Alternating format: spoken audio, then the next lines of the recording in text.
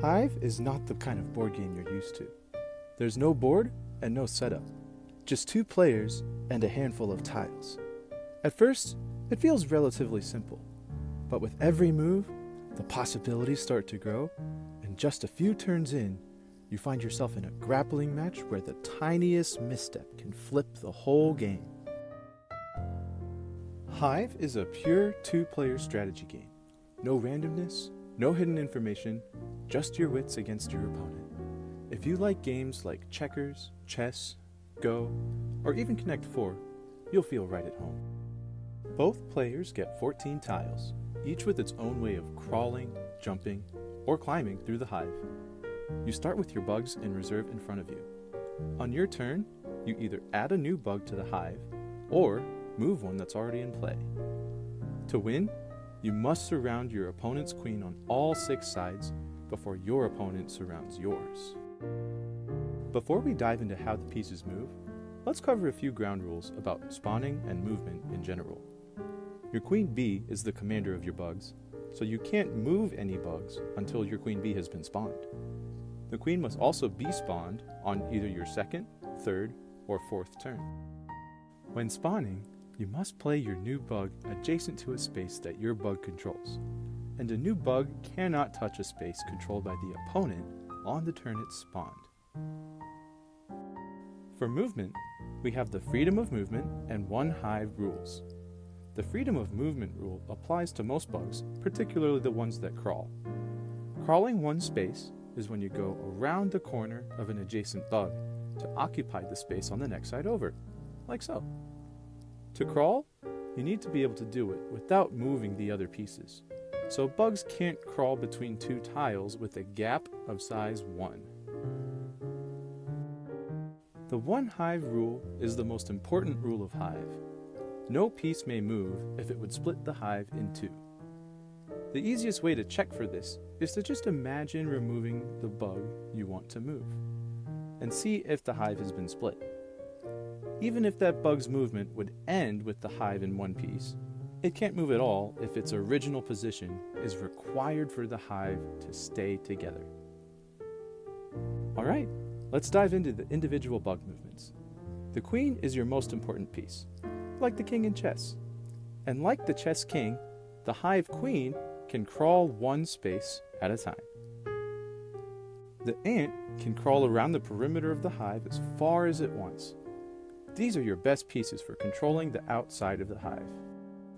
The spider crawls around the perimeter like an ant, but it must move exactly 3 spaces with no backtracking. Like the ant, it's best for helping control the outside of the hive, but its limited mobility sort of makes it the black sheep of hive bugs. The grasshopper can go in a straight line towards any adjacent piece, jumping over all pieces and landing in the first empty space. Since they jump instead of crawling, the freedom of movement rule doesn't affect them. This makes them kind of like snipers, able to get in some of those tricky to reach spots from a long distance. The beetle moves one space at a time like the queen, but has an extra ability. It can climb on top of other pieces in the hive, even other beetles. Any piece underneath is not allowed to move, and the space is controlled by the highest piece in the stack. So when stacked on an enemy piece, beetles can open up new spawn points. Beetles are one of the slowest pieces, but this climb ability makes it incredibly strong for the late game plays. The mosquito can copy the movement ability of any bug controlling a space next to it. The only piece it can't copy is the opponent mosquito. If a mosquito copies a beetle and climbs on top, it only has beetle movement abilities until it moves back down onto the ground level. The mosquito can have so many options if you put it next to just the right pieces. Who would have guessed that having a blood-sucking parasite on your side could be so great? The ladybug has a very unique movement. It's kind of like a spider with beetle movements allowed. The ladybug must make exactly 3 movements, where the first and second movements are on top of other bugs in the hive, and the third is climbing down. It's incredibly flexible in the short range, with only a couple weak spots. The pill bug is the most complicated piece. Like the queen, it can crawl one space at a time. But instead of moving, the the pill bug can pick up a lone piece adjacent to it, friendly or enemy, and put it down in another empty space next to the pill bug. To avoid infinite loops with warping enemy pieces like this, a rule was added saying that no piece can move 2 consecutive turns between opponents. So, if a piece just moved into a spot next to an enemy pill bug, that player must wait at least 1 turn before warping it. Conversely, if a pill bug warps an enemy piece, the enemy piece cannot move, be warped, or use pill bug power for 1 turn. Great, now we know all the rules. Well, except for beetle gates, but that's a rare case. We'll cover those subtleties in a future video. Let's look at an example game. This game will be using the original set of 3 ants, 3 grasshoppers, 2 beetles, and 2 spiders.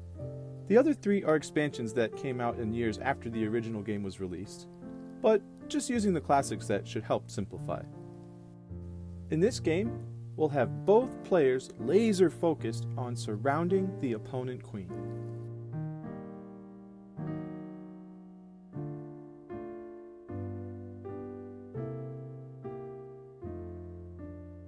White's looking like they're 1 step ahead, and White won by 1 turn. Is there anything Black could have done to stop them? I won't go into every single tactic possible in this video, so for now, I just want to look at the 2 most elementary tactics that come out of the general rules of movement, the pin and the gate. The pin is a natural consequence of the 1 hive rule. If you move a piece next to an enemy piece, so that the enemy bug's movement would break the hive, then you've immobilized it. The gate is a natural consequence of the freedom of movement rule. If you spawn or move a piece so that it forms a small gap next to it, then ants, spiders, and queen bees can't pass through. Let's run that game back with White continuing its aggression, but with Black utilizing the pin for some defense.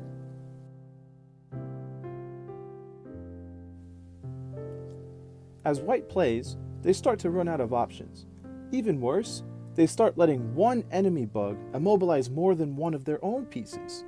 Taken to the extreme, Black can immobilize every single piece that White has. Unlike chess, if a player can't make a move, this isn't a stalemate. The player simply loses their turn instead. With White shut out and Black having so many extra pieces in their inventory, victory becomes no problem for Black. One of the most important strategy tips in Hive is that surrounding the queen isn't the goal. That's just how you win. The real goal is efficiency and control. You want to limit your opponent's options while keeping your own path to victory as short as possible. I like to think of it as managing a team of bugs.